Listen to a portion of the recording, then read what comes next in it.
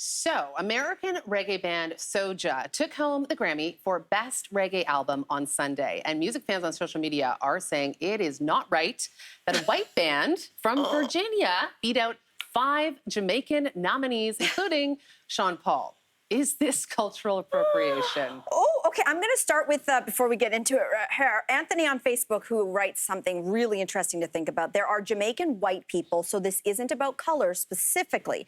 Reggae music has very specific origins and at one point in time represented the oppressed classes of Jamaica and by extension the Caribbean. While many non-Caribbean people are well within their right to make reggae music, there are millions of Jamaican and non-American artists who sell more than SOJA without a mention.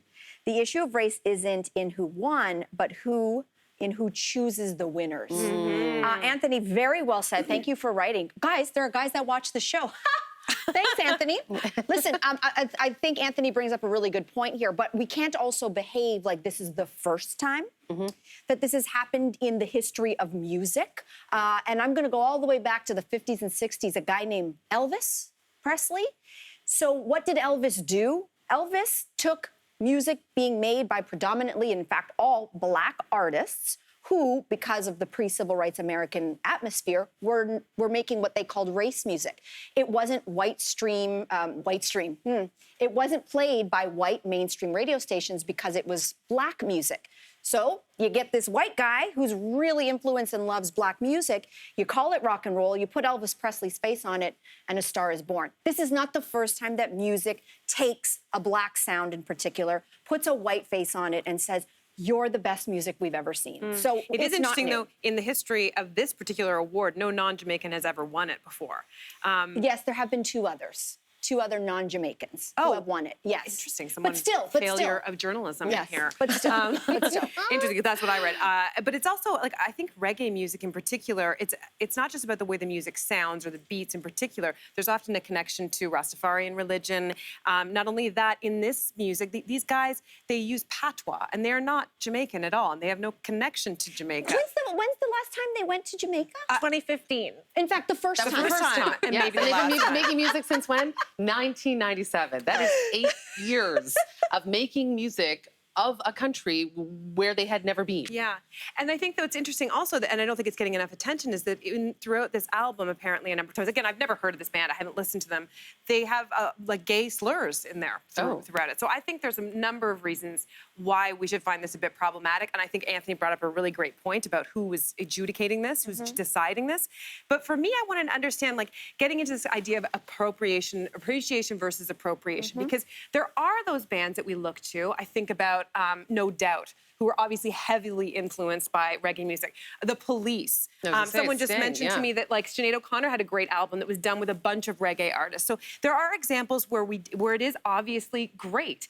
I mean, and so where we draw those lines, I think it's obvious in this case why the lines are being drawn, but I'm not sure everyone still understands where those lines are. But maybe the line should, like, start even farther back than the Grammys and who gets it to adjudicate it. Because if you're a record company executive, so this band has been around since 1997, then in 2015 they go to Jamaica, then they go to their record label and they're like, we want to make a reggae album, and the label's like, okay, no problem, and then put all kinds of resources behind it in 2015? That to me is weird too. You know, it makes me think of who is allowed along the lines of appreciation versus appropriation. There are many white artists who do Black music. Eminem, Macklemore, Post Malone, you know, Justin Bieber. And I do wonder, is there this invisible board of directors, or maybe very visible board of directors, who gets to anoint or bless somebody who is not of the culture making music that is of the culture? When you talk about Jamaica and you talk about the birthplace of reggae, you know, the music it's not a sound. It is a lived experience. It's a way it of is life. struggle. Yeah. Reggae music was born out of fighting against oppression and colonization and the poverty, and all of that comes with white supremacy in Jamaica very specifically.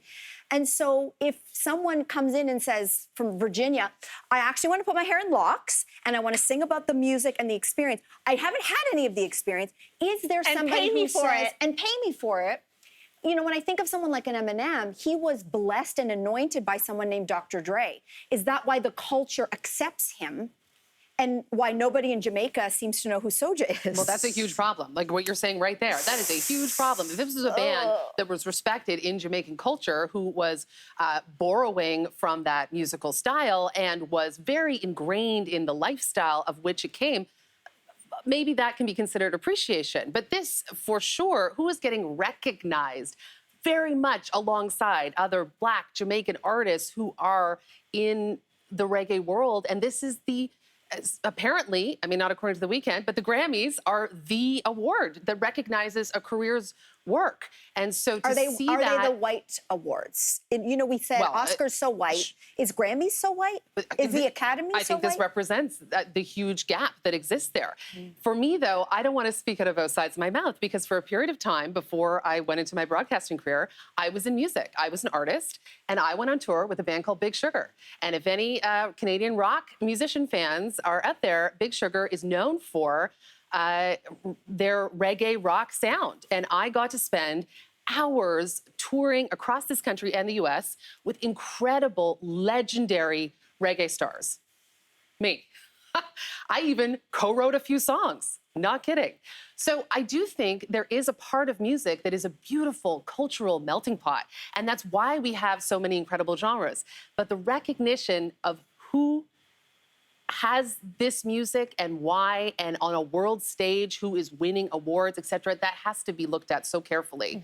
Because to make music and to be inspired, a beautiful thing, that's the part of music. Music is an international language. It is, but it's also... who is being recognized? But it's also a language of colonizers. You know, when you look at some names like Little Richard, and you look at Fats Domino, and you look at Ray Charles, all of whom we probably know their names, combined, I don't think they have the same accolades and awards as an Elvis Presley. And so the idea, and there was an artist, and in fact, I don't even know who he is, but he had said, isn't the white version of rock and roll, wasn't that just full-blown theft of Black music? Straight up. And so it's on the one hand a beautiful universal language, and on the other hand, can we look at music outside of a white supremacist framework? I don't know if we can look at anything outside of a white supremacist framework, which is the problem in general. And that's why I think we need to now, with these new awarenesses, look at who is getting recognized, who is getting credited, because that kind of accreditation is so important. Well, I think that what's not getting recognized, we should then, during this discussion, recognize one of the people who was overlooked, nominated in that category was SOJA, is Spice. Yep. Spice is the queen of dance hall. This is the first time a hardcore female dance hall artist was nominated for a Grammy, and that is part of the anger that was coming out of the Grammys, is people were like, you're looking at this list and you saw Spice on the list and you didn't tick off that box, and you ticked off a box that from people who went to Jamaica for the first time in 2015. I mean, you're so right. For people who know, and listen, this is not my lane, but you know, Spice was considered to be the front runner in that category, covered by the New York Times 2 days before the Grammys as, look at what's happened. Spice is finally being recognized. And then that night she shows up only to have to watch that. So anyway, and here a little we are bit of shine for Spice today. Saying SOJA, SOJA, SOJA. So let's instead say Spice. Spice on that note.